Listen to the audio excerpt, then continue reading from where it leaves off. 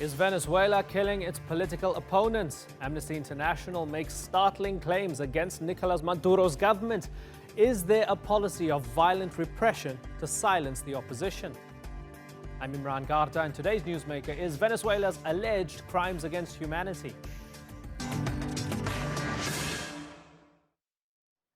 On the day Venezuela's opposition leader swore himself in as a self-proclaimed interim leader, the scenes of Juan Guaido and his supporters were beamed around the world. But what the cameras didn't see was the more than 700 people, including children, who were arbitrarily detained that day. That's according to Amnesty International, which says many detainees then faced abuse and torture, and some were even executed. The human rights group says these acts were committed by the state with the knowledge of the country's top authorities. And Amnesty is urging the International Criminal Court to investigate these alleged crimes against humanity. So, is the government actively eliminating those who are critical of President Nicolas Maduro? Melinda Nucifora reports.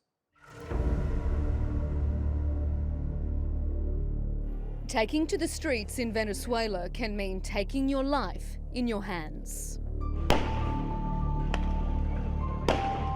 The sound of gunfire accompanies calls for political freedom. Some days it's tear gas, others it's live rounds.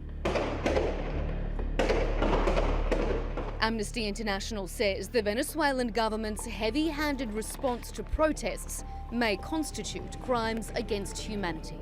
Nicolás Maduro ha utilizado las instituciones del Estado, tanto las fuerzas de seguridad como los propios sistema judicial, para acallar sistemáticamente a estas voces, castigarles a través de detenciones arbitrarias y en muchos casos a través de la violencia letal, la violencia radical, que ha llevado a múltiples ejecuciones extrajudiciales y muertes en contexto de protesta, precisamente por el uso indebido, excesivo de la fuerza letal intencional. Rolling protests began in early January when the National Assembly rejected Nicolas Maduro's re-election and installed opposition leader Juan Guaido as interim president. At first, the demonstrations were passionate yet peaceful. But within weeks, they'd taken a violent turn. An Amnesty International report says at least 47 people were killed during protests between the 21st and 25th of January. It alleges 33 of them were shot by state security forces, and it classified 11 deaths as extrajudicial killings.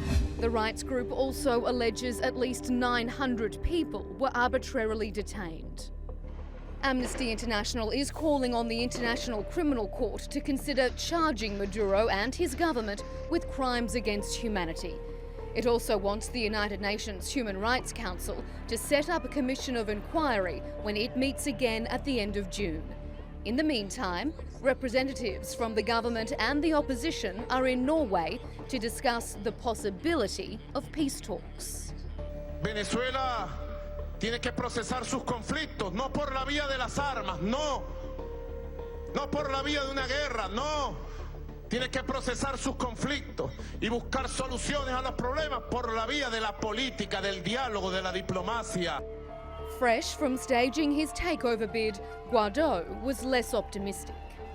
Y lo dijimos, sí, fuimos. Pero por supuesto, no a entablar nada. Aquí no hay nada que entablar. Aquí todo el país sabe lo que quiere y necesita. While the politicians remain divided, it's the people who pay the price. Melinda Nucifora, The Newsmakers. Well, joining me now in Mexico City is Carolina Jimenez, who's Amnesty International's Deputy Director for the Americas. She led the team behind the report. Carolina, good to have you on the Newsmakers. Extrajudicial executions, possible crimes against humanity. Big accusations against Maduro's government. Do you have the evidence to back it up at Amnesty? We certainly do. We have been documenting serious human rights violations in Venezuela since at least 2014. Extrajudicial executions, arbitrary detentions, torture, or other forms of cruel and inhuman treatment are not new in Venezuela. What we did find out is that in January 2019, This strategy of repression intensified. We sent a team of researchers who travel around Venezuela documenting especially the extrajudicial executions that were committed, and found enough evidence, forensic evidence, legal texts. We review the information available. We requested information from the authorities, and of course we interviewed many victims and witnesses, and found that the attacks against civilian population, against people that are dissidents or perceived as such by the Maduro government, constitute what may be indeed crimes against humanity. And as you say, these are very serious allegations that we make after many years working with victims in documenting human rights violations in the country. Carolina, who's doing the killing? Who's actually killing these people? In the case of the repression we saw in January, from the 21st to the 25th of January specifically, mainly security forces under the command of Nicolas Maduro, but also irregular armed groups acting on behalf of or in coordination with these security forces, what are known as colectivos in Venezuela. The National Bolivarian Police has a special unit called FAES in Spanish, which has become really a very criminal and a highly lethal unit to repress people and actually to commit extrajudicial execution. So we found that out of 47 deaths reported during the demonstrations, at least 39 can be attributed to security forces and to irregular groups working on behalf of the government, specifically the FAES, the special forces of the national. And Carolina, as far as I understand, Amnesty wants the UN Human Rights Council to establish a commission of inquiry. I'm going to go into that more in depth a little bit later on. Stay where you are. Let's broaden out this discussion with political activist Francisco Marquez Lara from Washington, D.C. He was jailed in Venezuela in 2016 while working for the opposition, and then forced into exile in the US. And in Caracas, we have Paul Dobson. He's a journalist at Venezuela Analysis. Good to have you both joining the conversation. Paul Dobson, you heard me talk to Carolina there. Carolina's still online. Do you have anything that you might disagree with her on? Well, I think first and foremost, Imran, here in Venezuela, without a doubt, there have been instances of police authorities which have exceeded their mandate in terms of using force against the civilian population. This is a reality. This is a reality in nearly every country in the world. In fact, if we look at this, we couldn't find a single country which doesn't have any sort of cases of this. However, I think it's also important to take into account or to point out that there are serious violations of human rights here in Venezuela committed by both the leaders and the supporters of the opposition, which seems very surprising to me, don't appear in this report by Amnesty International. When we're looking at this objectively, as we should do, given the seriousness of this issue, I think we really have to both obviously look at the irregularities from the state security forces, but also look at the irregularities by the opposition politicians and their supporters. For example, where I live, a disabled man was burnt alive by opposition supporters. This doesn't appear in Amnesty's report. Okay, interesting point. Before I bring Francisco in, Carolina, has Amnesty deliberately, blatantly ignored the crimes of the opposition? Some clarifications are necessary, and Paul, you're a journalist, so I think it's important that we provide the information with the right and strict legal standards that should apply when we talk about human rights. The responsibility and the obligation to fulfill, to guarantee, and to protect human rights belongs to the government. So we call on the government to protect and to respect these rights. If the opposition is indeed committing crimes, then there should be investigations, prompt and impartial investigations around these alleged crimes. Secondly, there are no instances in which the police commit abuses. This is a pattern. That's why we're calling them possible crimes against humanity, because the pattern repeats itself in the different cycles of demonstration that the country has experienced since 2014. So see, these are no random instances of violence. This is a well-organized action by the government of Maduro to silence dissidents and to commit multiple human rights violations in different states and in different parts of the country, especially these days in low-income areas, in poor neighborhoods, against poor citizens. Okay. Francisco Marquez Lara, how do you feel about Amnesty's report? Well, I think they're spot on. I personally witnessed 2 torture sessions. I saw it. It's not a report. Nobody told me about it.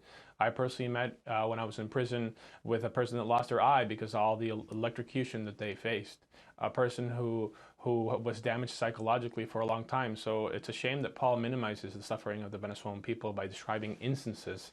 This is systematic.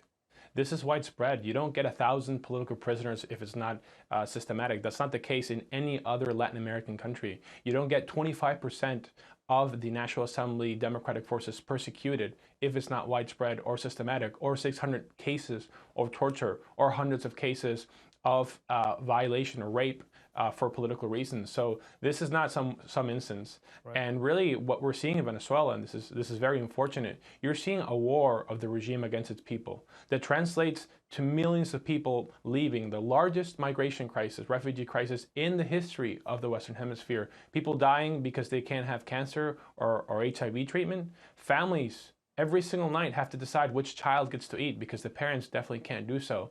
So I think to describe this as instances or trying to minimize it is completely and flat out wrong. Okay. And it's really problematic when I think in so-called independent institutions try and do this. Right. So Paul Dobson, it's interesting because Amnesty is not saying that Maduro has no legitimacy. Amnesty is not saying that they recognize Guaido as the legitimate leader, as 50 countries do, right? Amnesty is saying you are the government, you have the responsibility to look after your people, and this is happening on your watch. That's why it's systematic. That's why we're going to hold you to account for this. That's fair, isn't it? To some extent, yes. There are also elements which I think, well, I would have liked to have seen in this report, which include, for example, the amount of policemen who have been processed by the legal authorities in Venezuela for having committed an excess of force in their responsibilities. The government here have opened a truth commission, and a number of policemen have been arrested and have been detained because of their heavy-handedness in these instances. And I think this is perfectly correct. And this also needs to be recognized. That there's more to do, yes, without a doubt. But I think we also have to recognize that the government have at least publicly recognized that there have been irregularities. So let me ask Francisco. Francisco, do you trust the government's truth commission? Absolutely not. And what I think people are missing here is people have been in the regime, not the government, in the regime. When someone violates human rights, they get promoted. They don't get sanctioned. People who have been sanctioned by Europe, Canada, and the US for systematic human rights violations have become ministers. And they actually, in Venezuela, Maduro does this whole award situation. And I could tell you, not just from a institutional level, but from a personal perspective, the director of the prisoner that tortured 2 people in front of me for half-hour sessions, he said to me, when you get out there, make sure you say all the horrible things and you describe all the horrible things you saw. That way, I will be promoted. That way, I will have a good grace by the guys up top. That's the way it is seen inside the regime.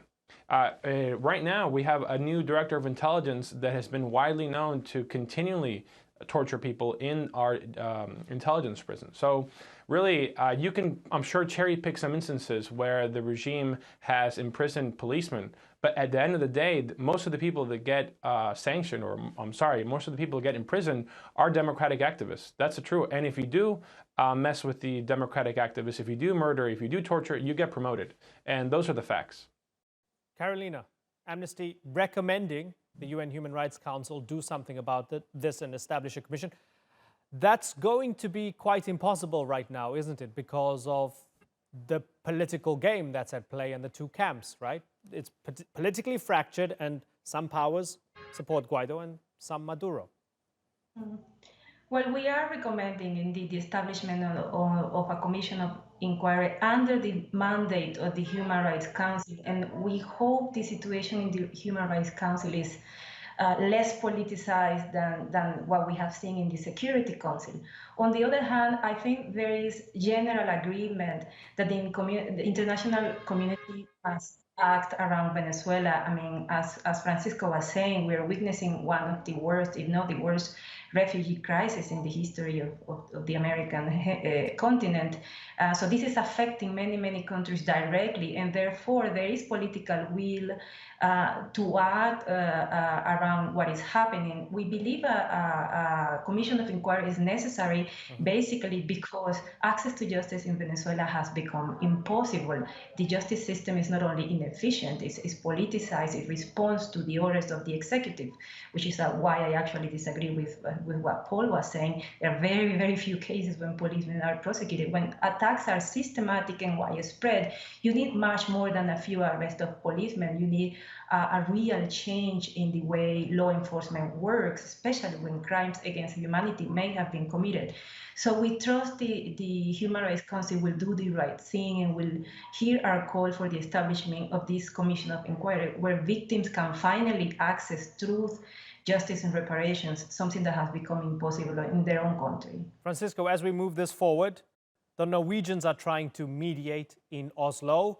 Reports of talks, maybe not direct face-to-face, maybe not at the highest level, but there's some sort of dialogue going on. And then we heard Maduro proposing early elections for the National Assembly, which Guaido currently heads, and that's why opposition supporters call him the president. Are you willing to try and compromise with Maduro? I think that's the wrong question. I think, one, you have to look at the facts and you see how the regime is systematically killing its citizens. You have to ask, the only possible discussion right now is how Maduro is able to leave power and open the doors for democratic forces and democratic renovation. Any sort of discussion or communication, as President Guaido has clearly stated, will be in that regard. In the meantime, more pressure needs to be put on the regime. For example, we have asked the European Union to increase more individual sanctions on people who systematically violate human rights or outright engage in criminal activity. This is what's going on in Venezuela. So, you know, we have to understand dialogue processes started in 2014. In fact, they started in 2002, but since 2014 with Maduro, what have we gotten between 2014 and 2019 with 3 or 4 dialogue processes? Well, we've gotten more political prisoners. We've gotten a 40% GDP drop. We've gotten 3 million Venezuelans outside of Venezuela. So the democratic forces, again, not the opposition, have been consistently trying to find a peaceful and constitutional solution. But unfortunately, Maduro has been the biggest blockage for peace in Venezuela. We are right now living war-like consequences. Maduro is the most destructive force in its regime in the history of Venezuela, more than any war we faced.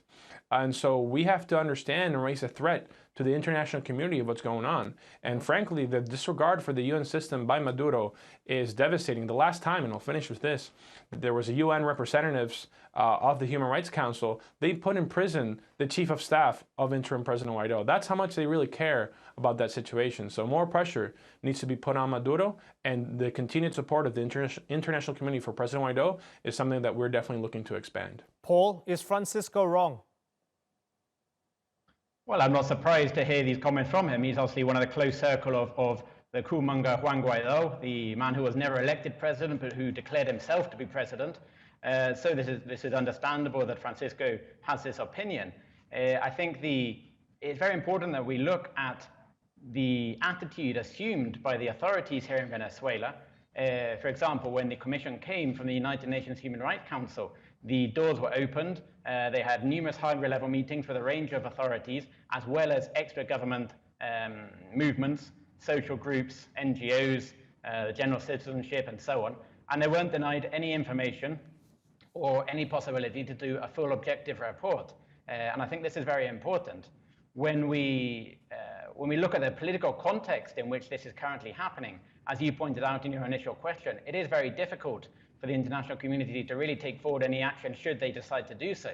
But I think any action should really be based on, firstly, respect for Venezuela's constitution and the choice of the Venezuelans, which is made very clear. And secondly, the effort's been made by both sides. No solution, no mediation is really going to have any sort of effort or any sort of effect should both sides not assume their compromise in doing this. Quick response from you, Francisco. I didn't hear Paul contradict any single one of my facts, only characterized me in a very wrong way.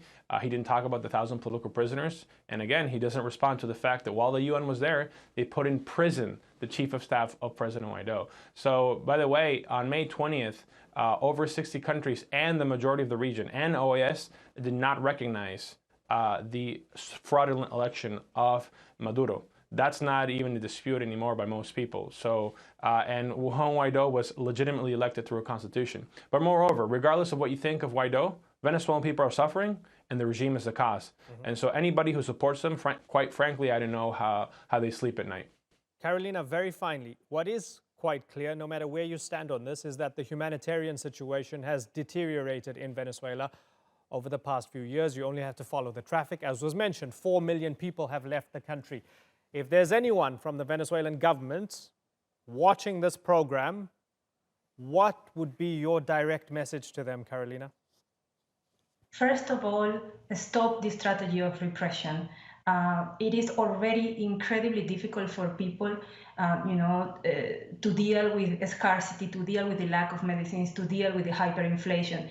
On top of that, to have to deal with being silenced, with their children being executed, is the most horrible thing that can happen to a family. It is time for all Venezuelans to come together and put an end to these systematic attacks and this terrible human rights crisis that is affecting millions of Venezuelans every single day. Carolina, Francisco, and Paul, I thank you very much for joining us on the Newsmakers.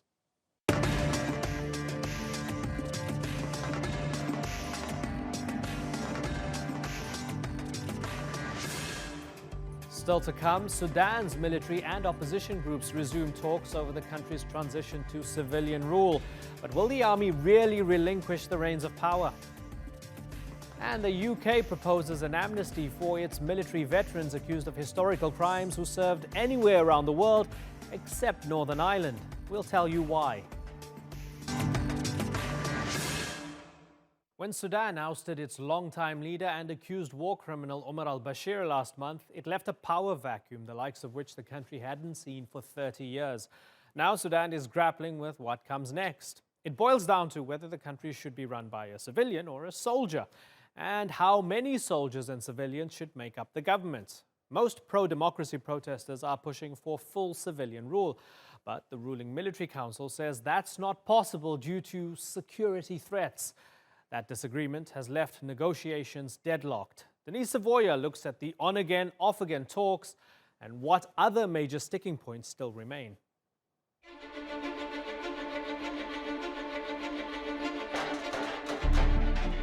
Five weeks after toppling President Omar al-Bashir, pro-democracy protesters were celebrating again after military leaders and the opposition alliance agreed Sudan would transition to democratic rule. We promise our great people that the agreement will be totally completed and achieving the aspiration of our people in less than 24 hours. But a day later, chaos had returned to the streets of the capital, Khartoum. Talks were put on hold and soldiers were once again firing live ammunition at demonstrators. The head of Sudan's Transitional Military Council blamed protesters for the delay in talks, accusing them of provoking soldiers and breaking a deal to de-escalate, a claim protesters deny. By Sunday evening, negotiations had resumed and the Military Council reiterated its support for a democratic future. We want free and fair elections and for the Sudanese people to elect who they want.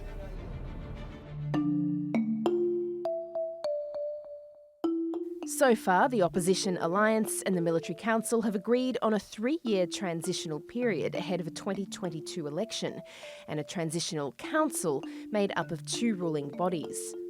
One is a 300-member legislative council with 2/3 of seats going to an alliance of civilian opposition groups that have been part of the negotiations with the army. The other is the Sovereign Council, or Upper House, which will hold ultimate power. But how that will be made up and who will lead remains up in the air. One of the main sticking points is the inclusion of Islamic law in the country's future. The opposition alliance has left it out of the plan, but rival protesters came out in force on the weekend, demanding it remain. They were shouting and saying, we are revolutionaries as well, but we will not accept the leftists and communists and secularism to come and rule us. Again, we want a respect for the Islamic identity of Sudan. We tell the military council to stand at an equal distance from all sides in Sudan. We do not want to exclude anyone, but we did not drop an Islamic dictator to replace him with a leftist dictator. Some analysts say this is one of the main reasons why an election is being delayed. Parties that claim to represent opposition don't want the elections. They want a means by which to secure power and dominate. And the military council wants election because it knows that the parties that support it will win. So if timing is everything, will Sudan move to civilian rule sooner or later? Denise Savoya, The Newsmakers. Let's go to our panel in Khartoum. Issam Abu Hassabu is a senior member of Sudan's Opposition Forces for Freedom and Change. Balkis Badri is the director of the Regional Institute for Gender, Diversity, Peace and Rights at Ahfad University for Women. And Hamid Murtada is an activist who was jailed during protest last month. Hamid, I asked you last time if you trusted the army. This is a few weeks on. Do you trust the military council any more than you did the last time I spoke to you? I think my doubts about trusting the council a couple of weeks ago are still legit, and the reasons why I can't fully trust the military council is that although they have promised on several occasions that they are keen on transferring power to civilians and that they will do this immediately, and they have no interest in keeping power in their hands. Until now, they have not done so. Until now, the negotiations, although are progressing, but not as quick as it's supposed to be, and they're still trying to keep their hands on power and make sure that they do not give up on everything, and that they to make sure that they have a word in the way Sudan will be governed in the transitional period. Although the military's role is to defend, not to rule the country, and not to take part in governing the country. But they seem to not be interested in letting go of all power to civilians. Okay, Balkis Badri, is that fair? Hamid says they're not interested, whereas the military council is saying they just want to help manage a 3-year transition before Sudan goes to civilian rule. Well, I think, yes, we should have trust on each other. And accordingly, there are certain issues already agreed upon. That is to say, the 3 levels of governing Sudan agreed upon. And so it is just the issue of the, let us say, the Presidential Council. I think there could be possibilities of trying to make a kind of a compromise. And according to me, to my own ideas, a compromise is possible if we split the transitional period into 2 of 1 year, where we are going to have a council. The presidency could be 6 months for the civilians and 6 months for the military, and by rotation. That could be a possibility for the first year, and then people will see what are the progress. Are they going to continue in the rotation, or it is going to be the civilians to have certain component of responsibility within the presidential, as well as the military will have another component of the presidential. That is to say, the peace. Right. And so we could have it like that, a kind of two things, and then to have people have to work very hard on different ideas for compromises. Right. There is no way of just having a conflict. Issam, we're looking at people proposing some creative solutions here, just as we heard from Balkis. Perhaps they should take turns during this interim period. As we look at it right now, who needs to do more? Do the protesters and the opposition need to be more patient, or does the military council need to be more accommodating? Yes, I think any omniscient observer would agree to the fact that there is a dramatic shift of power that has taken place recently. And answer to your question, I think it's a mutual interest whereas all parties involved are obliged and compelled to come to a sort of a compromise. It's a situation that is not that has to be win-win situation. The change that has taken place recently is imposing certain facts of life that we have to consider and look into seriously and wisely. The military council now is sitting in power and is supposed to cater for the aspirations of the people. This is an unprecedented revolution that has accomplished a lot, and it should be considered and it should be taken into consideration that these aspirations are to be well catered for. Right. Right. And this is interesting because you say the aspirations of the people. Let me go to Hamid Murtada here, because aspirations of the people, the obvious question is, which people? Many disagree about what kind of Sudan they want to have. If you ask the Islamists, they have a particular view of things. If you ask other protesters and other opposition, they have another view. And we're seeing some cracks emerge now, right? So are we seeing more and more divisions among those who are in the opposition or those who are a part of the revolution, the longer this stalemate or standoff endures? I don't see a huge division or like a major division among the opposition.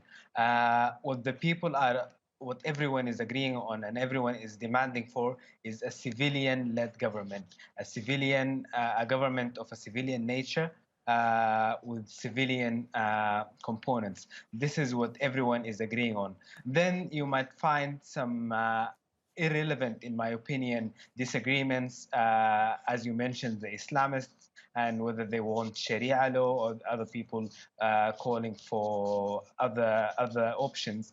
This is irrelevant at this stage. We are not at the stage of looking into our constitution. We're just in the stage of forming a transitional government with certain tasks that would accomplish these tasks in a specific. So at the moment, all these disagreements are irrelevant. There will come a time for the people to express their interests in the future. However, having a civilian government is something that, in my opinion, everyone agrees on and everyone wants for the future. Of course, besides the previous regime and their allies, and they are out of the equation at the moment. And this is the situation. Yeah, Belkis Bedri, something that was very surprising to some, very heartwarming to others, and inspirational to many was that by many accounts, with a lot of the protests, at least 2/3 of those protests were led by women. Are women going to be given a chance to lead the new Sudan? I think so, yes. There is now the acceptance that at least 40% in the new parliament are going to be women, females. And we are hoping also at the executive level, there would be, if not 40%, maybe we will have the 30%. Of course, our aims are 50-50. But still there are certain groups, when they make nominations, they don't make enough nominations for females. And that is why we might find not 50-50 or even 40% will not be achieved in the executive body. And also in the presidential level, still, despite the women were at the front line in the revolution, but still the talks are speaking about 6 civilians, 5 of them are males and 1 is a female. Still, we have to make more pressure. What is more, to me, is more important is not just the representation in numbers, but the achievements which are going to be done in terms of changes in the laws by the legislative bodies, in terms of budgets by the executive body and policies to be directed really to help the substantial number of women who are facing problems of poverty and other problems. So it is about what the new government is going to be gender sensitive in its policies and as well as in its budget distribution, so as to fill the gender gap and to really make women happy that their contribution in the revolution is achieved despite the numbers. Even we need men who are allies. Right. Essam, let me ask you a slightly hypothetical question. If there was a free and fair vote today, who would the Sudanese people vote for? Change is the name of the game. I think most people, especially young ones, would probably go for a new line, new kind of rule. Let's remember that 30 years of despotic rule, despotic regime, has completely abolished all the inherent experience of the people. Now, we all notice that the bulk of the protesters are of the young people, women and men. And most of them claim to be, they are very much against the status quo. They want something new. They need change as such. So I believe if there were to be any free and honest elections and any party would run a new face, young people, definitely this would acquire more votes than traditional politicians. This is of course a feature that has accompanied all change in Sudan in the revolution recently, and it's very much justified. People are revolting against the old style, against the old regime, and they want change into a new phase. Yeah. And as Sudan tries to change, Hamid, I just want to ask you about money, because as you're trying to stabilize, manage this transition, the Saudis just on the weekend deposited about $250 million into the bank account of Sudan. Earlier, the Saudis and the Emiratis promised billions. What do you think they want in return from this new Sudan? Indeed, foreign countries, specifically Saudi and Emirates, have their own agenda in why they would want to support Sudan financially. And of course, all their support comes with conditions. We know how the Sudanese military is involved in the war in Yemen, and how Saudis and Emiratis have been paying the previous government for this, and they want to continue to have the support from the Sudanese military. So all the support that they give is conditional, and this is why you would find a lot of the protesters at the sit-in protesting and chanting against these funds and this aid coming from Saudi and Emirates and Egypt and other countries that are merely supporting Sudan for their own agenda, not for the sake of helping the people of Sudan. And this is, like I said, largely have a large crowd against this. Okay, revolutionary times in Sudan. We are paying attention, and we'll be having these conversations every few weeks to keep tabs on the future of the country. For the moment, let me thank you all, Essam Abu Hassabu, Hamid Murtada, and Balqis Badri. It's been a pleasure having all of you on the Newsmakers.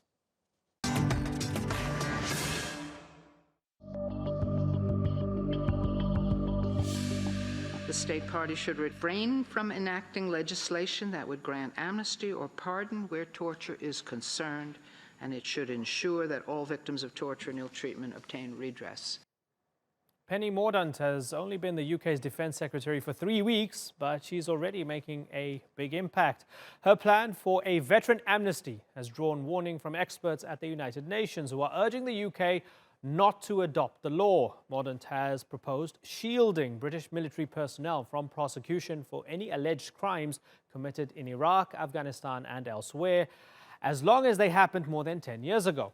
The one major exception would be for actions in Northern Ireland to make sure the murders of UK citizens during the Troubles don't go unpunished. So, is there a double standard here? And does the law set a precedent that British soldiers overseas can evade justice?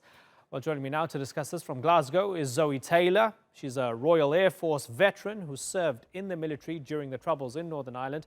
And in London is human rights lawyer Shoaib Khan. Good to have you both on the program. So, Zoe, we heard from the UN Committee Against Torture, who say this is a bad idea. Amnesty International also says this is a bad idea. Human Rights Watch says this is a bad idea because they feel the spirit of this plan is that British soldiers should be above the law. They're right, aren't they? I think they absolutely are right, yes. However, I think we need to put this within historical context. I think the British military, the modern British military of today, is vastly different from, say, for instance, the Northern Ireland conflict, which I believe the Home Secretary is actually trying to extend to 1968, which will then encompass Soldier F, who would then be able to, if found guilty, serve a much shorter, quicker sentence and be pretty much in and out of prison. But quite frankly, this tragedy just shouldn't be happening at all to this gentleman who is, you know, I believe suffering from serious and life-limiting illness now in the twilight years of his age of 77, when he should be sharing it with his family rather than being prosecuted and persecuted for a second time. Right. And I want to kind of come back to Northern Ireland and the Troubles in a moment. And Shoaib, I'll come to you in a moment, but I just want to get some clarity from you, Zoe. Do you believe that, yes, there's presumption of innocence until proven guilty? Sure. But with this, for Afghanistan and Iraq, it's essentially saying our soldiers are innocent until proven, well, nothing. Innocent forever and ever, no matter what. That's essentially what they're saying. That shouldn't be the case, should it? No, I think, you know, there should always be proper and just investigations. And I think where a soldier has been proven to have deliberately and calculatedly commit what we would call as murder, which by definition is an act that's premeditated, I think then absolutely, I don't think there's any veteran in the country that wouldn't say that that was the right and just thing to do, because they would be letting the side down. However, where there's examples of a soldier being caught up in a situation that has not been premeditated, could be an error of judgment, could be a human mistake, it could be because the person's maybe served 2 or 3 conflicts and really isn't in a position to be, or shouldn't rightfully be placed back into a further conflict due to mental health concerns. I think there's different circumstances, and there isn't a one-size-fits-all approach to all of this. I think every single case that comes up has to be taken at its own merits, but the one thing that we should see is fair justice. Okay, so Shoaib Khan, statute of limitations, if it happened more than 10 years ago and there's no new evidence, there's no way that somebody can be prosecuted. Do you agree with that? No, I don't agree with that. Obviously, the types of crimes, as Zoe said, that we're dealing with here, mostly, I would say 90%, 99% of cases are murder, i.e. death, killing someone, or torture. And those are not crimes that should have statutes of limitations. Whenever we come to hear of them, whenever allegations are made, whenever someone feels they have been, a family member of theirs was subjected to either of those, they should be investigated, and the perpetrator, if it is proven, as you said, innocent until proven guilty, of course, that applies to everyone, including soldiers.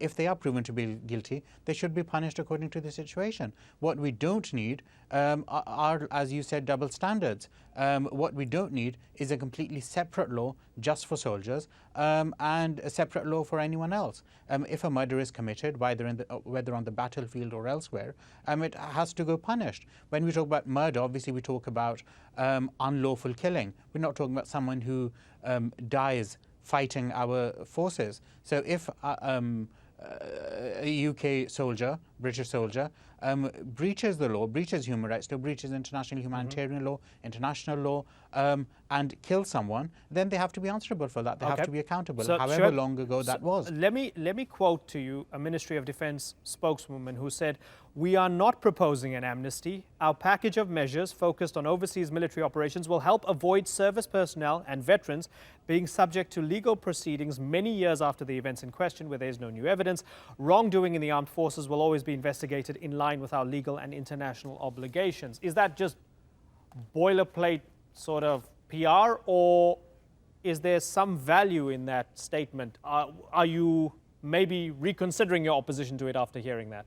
No, I'm not. I mean, as you said, I mean, what the government is suggesting or has suggested thus far is very vague. We don't know exactly what they're suggesting. All we know is one of the statute of limitations, a 10-year rule that they seem to be bringing in. But the point is, even where we have seen, for instance, victims of Iraq, there were many that have been found to have been unlawfully killed and tortured. The UK government has paid out millions in compensation to them. So obviously those crimes were committed, which is why the government paid out that much, millions of taxpayers' money. Right. And one assumes they didn't just pay them out just because claims were made. In terms of the 10 years limit, of course, there are cases, Afghanistan, Iraq, that are still continuing, but they continue because the government drags its heels, because the government doesn't set up the correct procedures in the first place, because it doesn't involve an independent judge, because it doesn't deal with the situation in a way that the European Convention on Human Rights mandates it should. It doesn't deal with the situation in a way that the law prescribes it should, which is why it will conduct some sort of court-martial, some sort of internal inquiry, something to try to sweep it under the carpet. Then the victims, alleged victims at that stage, have to keep fighting and say, look, we need a proper inquiry. Okay. Then, you know, decades later, we're still, like with Northern Ireland, we're decades later, and those things haven't been resolved yet. Right. So no, however long the government takes, it shouldn't delay things. But if it does take more than 10 years, the victims still deserve a fair hearing. Right, Zoe, something that Theresa May supports, unlike with Iraq and Afghanistan, something that she would support is that if it can be proven that a British soldier did something unspeakably terrible in the late 60s or the 70s or the 80s or the early 90s, then they should be prosecuted. Now, you have a problem with that. Tell me why. I do. Because at the end of the day, it's all very fitting for, you know, soldiers on the ground to be hounded in the twilight years of their life at times when they've served their country and they should now be able to, you know, enjoy the rest of their life with their families, to be the ones which are singled out. It's too easy to pick on a soldier. It's too easy to do that. They're easy to find and they're easy to handle. It's not so easy to find a terrorist. It's not so easy to find a politician or a general or a senior leader that may well have given those orders. How many senior leaders have we actually seen being prosecuted? And that's a fair point. And that's a fair point. A lot of people say, certainly, a lot of people will say, well, Tony Blair or Bush should be, you know, in The Hague for Iraq, not soldiers, right? Fair enough. But do you at least understand your Prime Minister not wanting to open up this tinderbox? You have Brexit, you have trouble with the border, you have things flaring up, the new IRA claiming attacks, and now you want to delve into Northern Ireland again, right, and protect people who possibly committed terrible crimes. The Prime Minister's right here politically because she's avoiding massive trouble on the street, isn't she, Zoe? Well, I mean, you know, there's only one way for, you know, Northern Ireland really to sort of resolve itself. And like you say, it is still ongoing and it's more prevalent than the sort of the British press would have us believe. And that's for all of the sides to come back together and try to, you know, resolve the past. Now, if things happened in the past, and I don't for 1 minute believe that our soldiers deliberately went out to murder people, I think mistakes were possibly made given today's current context. But in the context of 1968, where the world was very different, for heaven's sakes, I actually wasn't even born in 1968, but where the world was entirely different, and make no mistakes, those soldiers on the ground, you know, if they would easily have been murdered in the same way that the two undercover agents in the car were murdered when they were monitoring a funeral, in absolutely brutal times. So, no, I think it's just British forces have long been political pawns, and they still are political pawns. Okay, just enough time to get a response from Shuaib. In the context of the decision over Northern Ireland, especially with what Theresa May has pushed back with, what's your take, Shuaib? Firstly, I mean, just the way that Theresa May puts it, unsurprisingly, is just ridiculous and the wrong way around. What she seems to say, you know, the way you quoted her, and those, I think, are her words, that where it's proven someone's committed a heinous crime, to paraphrase her, then they should be prosecuted or investigated. I think that's completely the wrong way around. First you investigate someone, then you prove them guilty. How are you supposed to find someone who's provenly guilty and then prosecute them? The point is, everyone's innocent until they're proven guilty. So any times any allegation is made, we're not going to know if they're actually guilty or not until we prosecute them, until we investigate them. And unfortunately, that requires them to be standing in the dock. That requires them to attend court. That requires them to give their evidence, their side of the story. One thing that Zoe said, which I do support, and I think our criminal law itself, even civil criminal law, should take account of, is someone's mental health, is someone's age, is someone's infirmity, is someone's illness, someone's disability. And criminal law takes regard of that anyway. We have seen recently, for instance, older sexual offences and so on, cases being revived from the 70s and 80s. Obviously, many of those men, many of those people are in their 70s and 80s now. Does it mean that they should just be immune from the law because in their 70s? No. But what it might mean is, if a 30-year-old was prosecuted for the same thing, found guilty, he goes to prison for 10 years, maybe a 70-year-old goes for 5 years. Obviously, we can reflect that in the sentence, but it doesn't mean they should go scot-free. Okay, Zoe and Shuaib, I wish we had more time, but we do not. It's been good to talk to both of you. I thank you very much for joining us on The Newsmakers. That's all for this edition of The Newsmakers with me, Imran Garda. Check out more of our stories on YouTube, Facebook and Twitter. Remember to like, follow and subscribe.